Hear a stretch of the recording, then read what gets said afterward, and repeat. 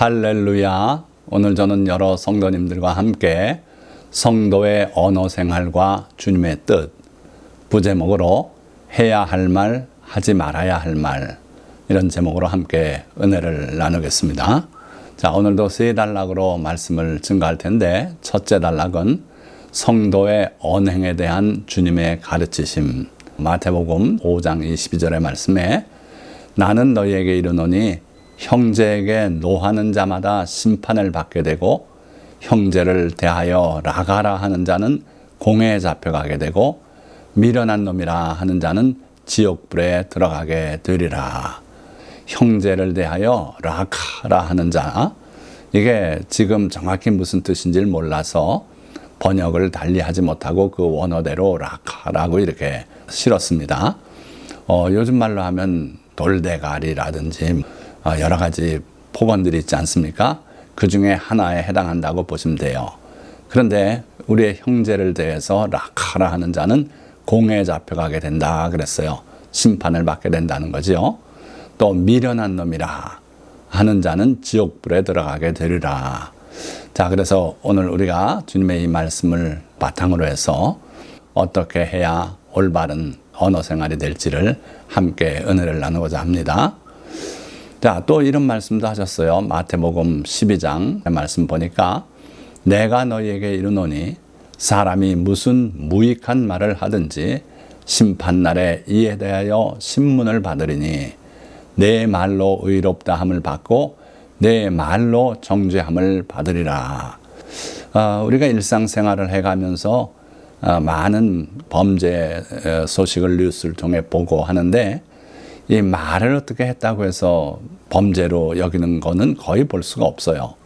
간혹 국회라든지 어떤 청문회에서 법정에서 위증을 한다. 그러면 이제 위증죄가 성립되는 건 알고 있습니다만은, 우리가 우리 이웃들과의 대화에서 뭘 좀 심한 말을 했다고 그것 때문에 3년 징역형을 받았다든지 이런 건 볼 수가 없어요.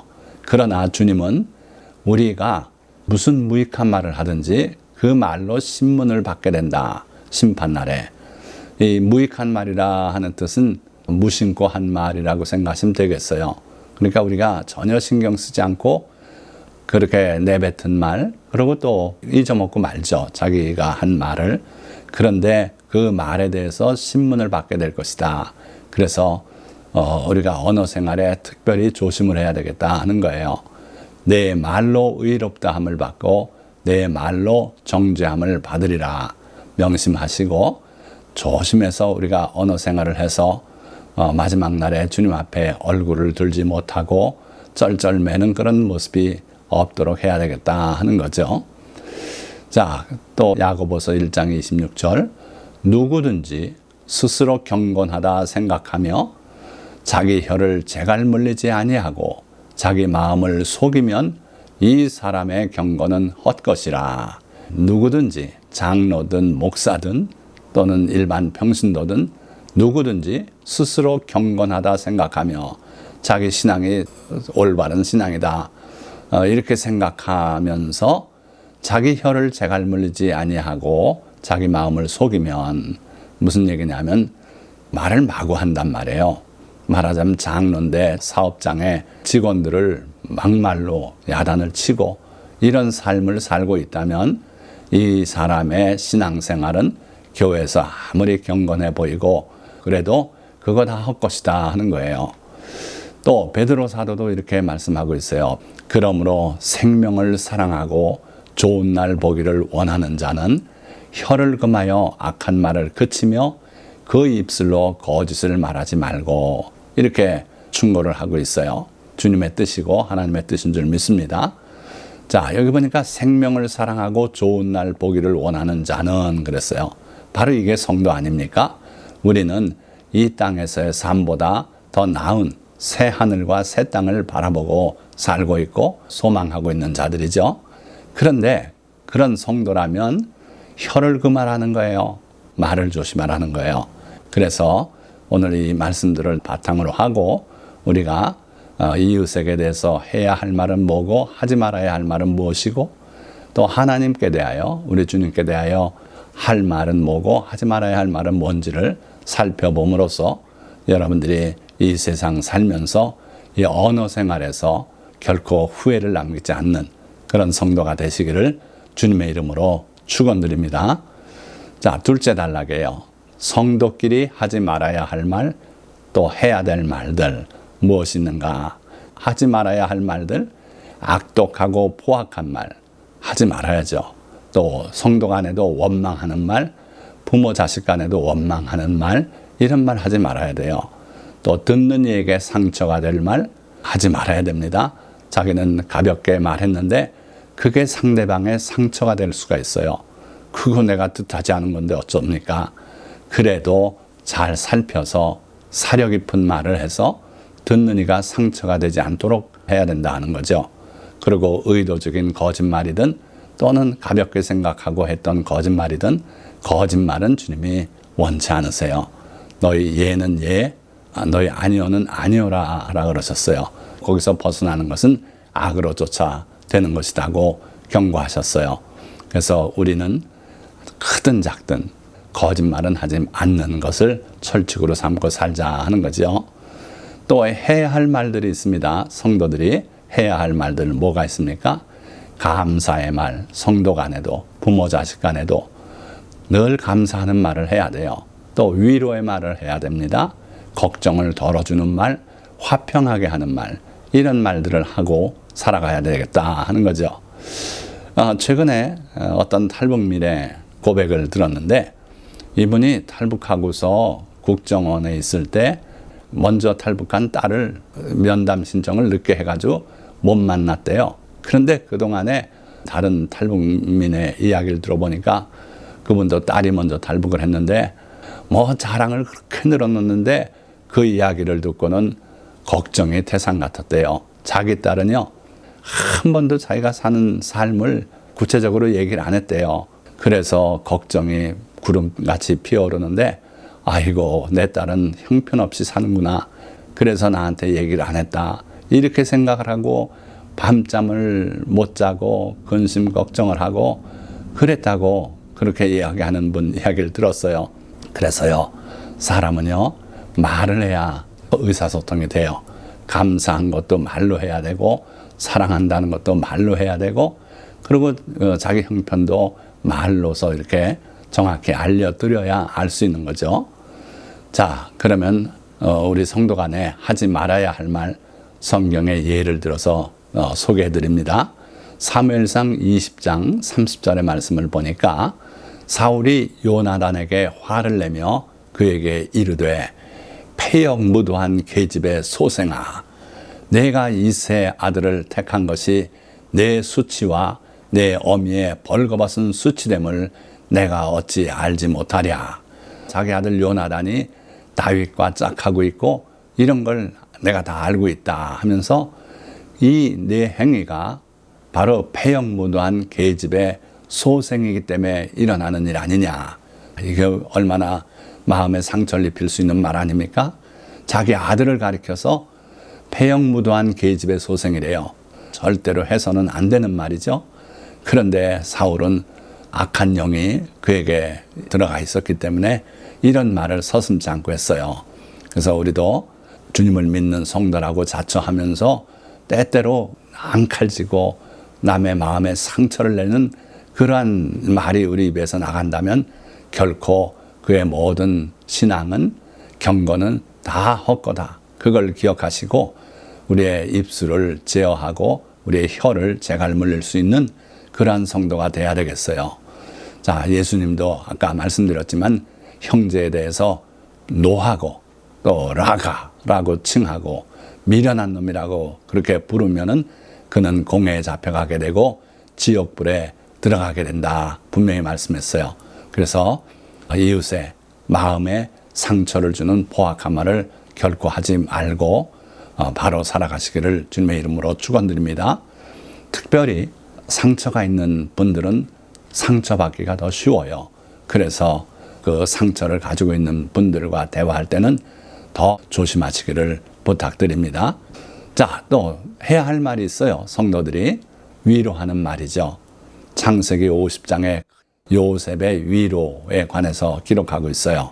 당신들은 나를 해하려 하였으나 하나님은 그것을 선으로 바꾸사 오늘과 같이 많은 백성의 생명을 구원하게 하시려 하셨나니 당신들은 두려워하지 마소서. 내가 당신들과 당신들의 자녀를 기르리이다 하고 그들을 간곡한 말로 위로하였더라. 자, 언제 일어난 일입니까? 아버지가 돌아가시니까 그 형들이 다 두려워하기 시작했습니다. 아버지가 살아계실 때는 그렇게 하지 못했지만 이제 아버지가 세상을 떠나셨으니 요셉이 우리에게 맺힌 한을 풀지 않겠는가. 그래가지고 걱정 끝에 생각해낸 게 동생 요셉에게 사람을 보내서 당신의 아버지 야곱이 세상을 뜰 때 당신에게 유언을 남겼습니다. 며칠 전에 요셉이 아버지를 만나러 갔었거든요. 자기 아들 둘 데리고 축복을 받으러 갔다 왔습니다. 그래서 아버님의 마지막 말씀들 여러 가지 당부 다 듣고 그러고 왔는데 또 무슨 자기 몰래 한 유언이 있는가. 거짓말인 줄 속으로 다 알았겠지만 들어줬어요.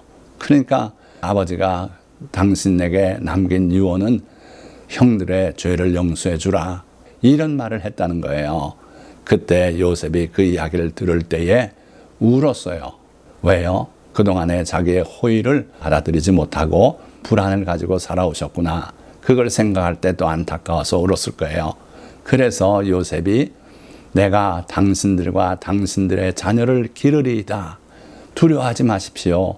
하고 간곡한 말로 위로하였더라 그랬어요. 이게 바로 성도의 마땅히 해야 할 말이에요. 우리는 위로하는 말을 해야지 상처 입히는 말을 해서는 안 된다 하는 거죠. 그래서 하나님께서도 이사야 선지자를 통해서 너희는 위로하라. 내 백성을 위로하라. 이렇게 우리에게 명하고 계시지 않습니까? 이게 하나님의 뜻이에요. 하나님은 우리를 위로하시는 하나님이시지만 또한 우리가 우리의 이웃을 위로하라고 이렇게 명하고 계신 걸 기억하시기 바랍니다. 자, 또 한 가지 우리가 해야 할 말이 있어요.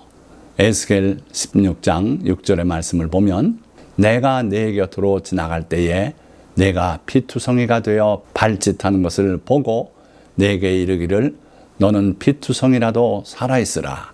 다시 이르기를 너는 피투성이라도 살아있으라 하고.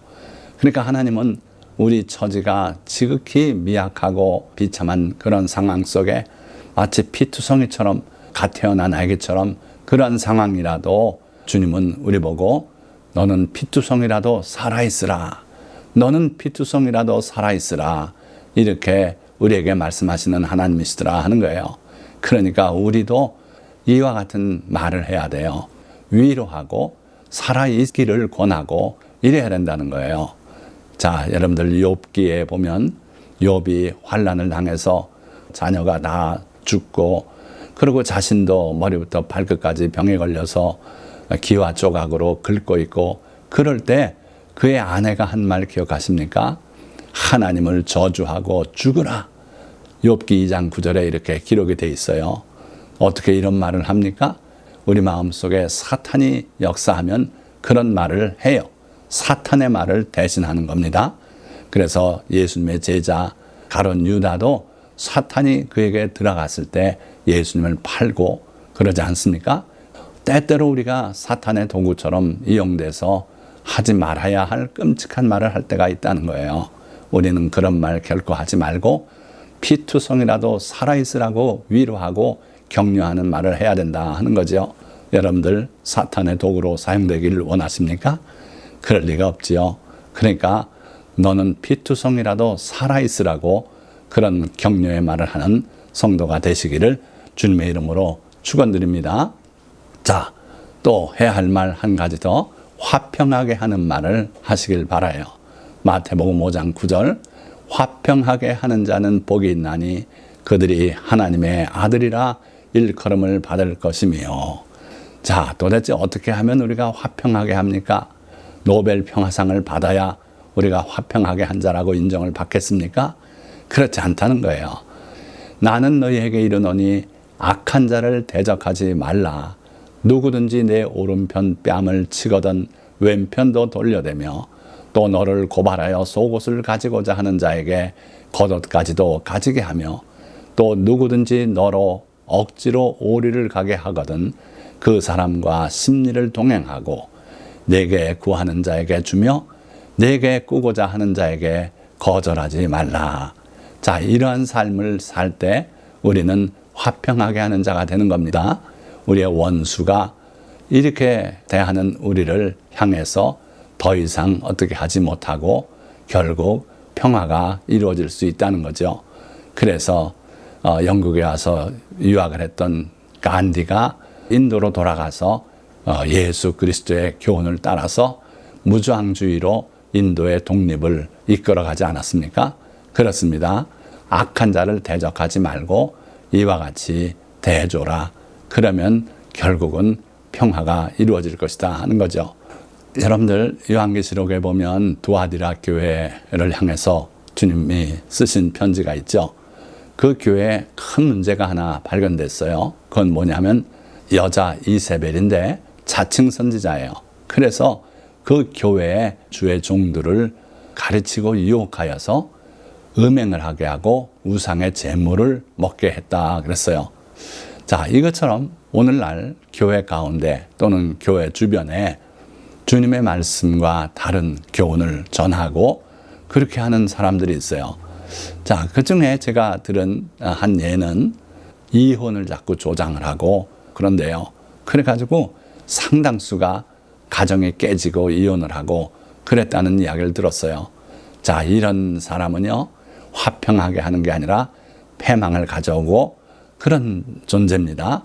서로 싸우고 감정이 격해지고 그런 두 사람이 있을 때 이쪽 가서 이 말하고 저쪽 가서 저 말해서 둘이 완전히 갈라지게 하는 거, 이거는 우리 그리스도인들이 할 일이 아니다. 위로하고 격려하고 서로 화해하도록 그렇게 조언을 하는 그런 말을 하시라는 거예요. 이게 화평하게 하는 말입니다. 그래서 성도라면은 화평하게 하는 말을 할 줄 알아야 된다 하는 거죠. 자, 세 번째 단락입니다. 하나님께 결코 하지 말아야 할 말과 잊지 말고 해야 할 말들이 있어요. 뭔가 살펴보겠습니다. 자, 그러면 해야 할 말이 뭐가 있습니까? 뭐니 해도 감사와 찬양이에요. 이사야 43장 21절 말씀에 이 백성은 내가 나를 위하여 지었나니 나를 찬송하게 하려 함이니라. 분명히 말씀했어요. 하나님께서 우리를 창조하신 뜻이 바로 우리로 하나님을 찬송하게 하려고 우리를 지으셨다는 거예요. 그래서 당연히 하나님의 뜻, 창조의 본 목적대로 우리는 하나님께 감사하고 찬송하고 이런 일을 끊임없이 해야 돼요. 시편 106편 1절에도 할렐루야 여호와께 감사하라 그는 선하시며 그 인자하심이 영원함이로다. 뭘 감사하고 뭘 찬양합니까? 우리에게 매일같이 내려주시는 그 은혜, 물론 감사하고 찬양해야 돼요.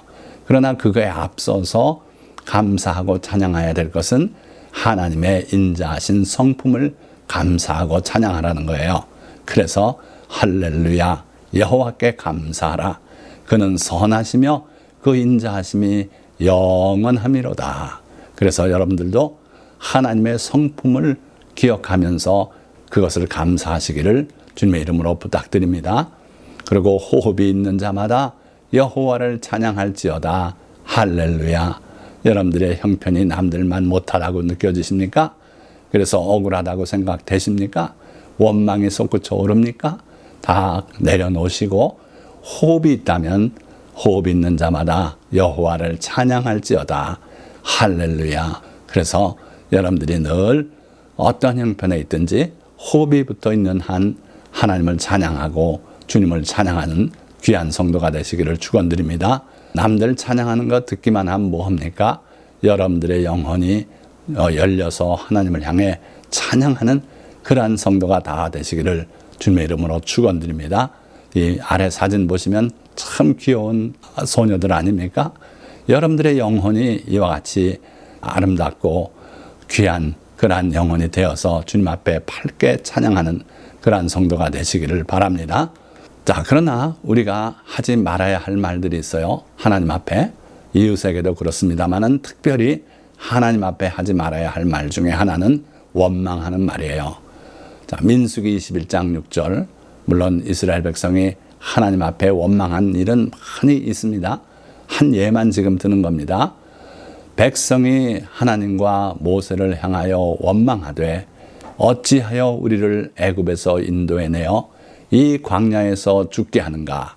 이곳에는 먹을 것도 없고 물도 없도다. 우리 마음이 이 하찮은 음식을 싫어하노라 하매. 자, 이게 무슨 얘기입니까?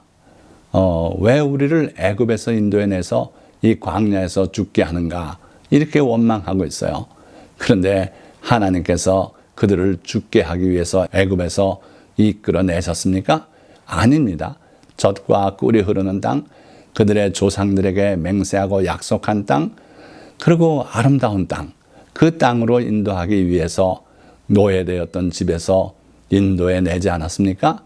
자유인으로 하나님의 백성으로 살도록 그렇게 인도해 내신 거예요. 그런데 어찌해서 인도해 냈냐고 이렇게 하나님의 선한 뜻을 다 잊어먹고 원망하고 있지 않습니까? 먹을 것도 없고 물도 없다. 하나님께서 그들을 위해서 하늘의 음식 만나를 매일같이 내려주시고 계시지 않습니까?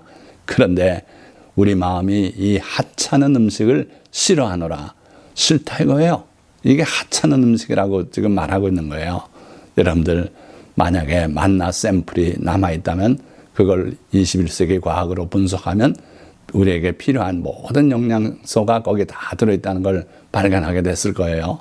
그 놀라운 하나님의 신비한 그 음식, 하늘 음식을 내려주시는데 그걸 하찮은 음식이라고 그렇게 원망을 하고 있는 어리석은 모습을 볼 수 있어요. 그래서요, 원망은 딴 거 아닙니다. 무식에서 나오는 거예요. 아무것도 모르기 때문에 원망을 합니다. 그래서 하나님께서 그냥 둬서는 안 되겠다 해서 불뱀을 보냈어요. 그래서 백성을 물게 하심으로 이스라엘 백성 중에 죽은 자가 많은지라. 그때 하나님께서 또 모세를 통해서 놋뱀을 만들어서 높이 치켜들어라. 그걸 보는 자들은 살게 될 것이다. 예수 그리스도의 대속의 은혜를 거기서 예표적으로 보여주셨죠. 어찌됐든 원망하는 말 하지 않으시기 바랍니다. 항상 감사하는 여러 성도님들 되시기를 주님의 이름으로 축원드립니다. 자, 여러분들 꼭 귀를 기울이고 들으세요. 결코 하지 말아야 할 말이 있어요. 뭐냐면 주님의 말씀을 대적하는 말이에요. 자, 이사야 22장 12절에서 14절 말씀 보니까 그날에 주 만군의 여호와께서 명령하사 통곡하며 애곡하며 머리털을 뜯으며 굵은 배를 띠라 하셨거늘 너희가 기뻐하며 즐거워하여 소를 죽이고 양을 잡아 고기를 먹고 포도주를 마시면서 내일 죽으리니 먹고 마시자 하는도다. 회개하라고 말씀했어요. 애통하고 머리를 뜯고 그렇게 죄를 자복하고 회개해라. 그런데 그들의 행동이 보니까 거꾸로 나가요. 기뻐하고 즐거워하고 그리고 소를 죽이고 양을 잡고 그 고기를 먹고 포도주를 마시면서 하는 말 보세요. 내일 죽으리니 먹고 마시자. 하나님을 비웃는 거예요. 무슨 심판을 하신다고 그러십니까? 지금 우리가 국력이 이렇게 최고조에 달하고 이런데 뭔 심판입니까? 하면서 비웃으면서 내일 죽으리니 먹고 마시자. 자, 이러한 주님의 말씀을 대적하는 말, 이거는 결코 해서는 안 돼요. 하나님께서 친히 들으셨고 뭐라 그러셨습니까? 진실로 이 죄악은 너희가 죽기까지 용서하지 못하리라 하셨느니라. 하나님께서 이런 악한 말을 기억하시고 결코 용서치 않으시겠다는 거예요. 자, 또 결코 하지 말아야 할 또 한 가지 말이 있어요. 성령을 거역하지 말라는 거예요. 그러므로 내가 너희에게 이르노니 사람에 대한 모든 죄와 모독은 사하심을 얻되 성령을 모독하는 것은 사하심을 얻지 못하겠고 또 누구든지 말로 인자를 거역하면 사하심을 얻되 누구든지 말로 성령을 거역하면 이 세상과 오는 세상에서도 사하심을 얻지 못하리라. 그래서요, 여러분들 성령께서 하시는 놀라운 그런 능력들 비방하지 마시기 바랍니다. 자, 말씀을 맺겠습니다. 우리는 무심코 또는 의도적으로 수없이 많은 말을 하며 살아갑니다. 그러나 아무리 무심코 한 말이라도 마지막 날 주님 앞에 설 때 그에 대하여 신문을 받을 것이고 책임을 져야 할 것입니다. 이것이 주님의 가르치심입니다. 그래서 그리스도인은 상대를 비하하거나 그의 자존심에 상처를 주는 말 또는 포악하고 악독한 말과 거짓말을 삼가해야 합니다. 특히 이미 상처 입은 영혼을 대할 때 더욱 조심할 줄 알아야 합니다. 그들은 쉽게 또다시 상처를 입을 수 있기 때문입니다. 그리고 주님을 찬양하며 감사할 줄 알아야 하고 이웃을 위로하고 격려하는 말을 할 줄 알아야 합니다. 이것이 우리를 지으신 주님의 뜻이기 때문입니다. 그리고 결코 주님의 말씀을 대적하거나 성령을 모독하거나 거역하지 말아야 합니다. 이렇게 우리의 언어 생활이 주님의 뜻대로 다듬어지고 우리의 혀에 재갈이 물리고 그렇게 살아갈 때 우리는 참된 신앙의 사람이라고 불릴 줄 믿습니다. 오늘 설교 말씀을 들은 모든 성도님들이 다 이와 같이 여러분들의 언어 생활에 승리하고 주님 앞에 칭찬 듣는 성도가 다 되시기를 예수 그리스도의 이름으로 축원드립니다. 기도하겠습니다.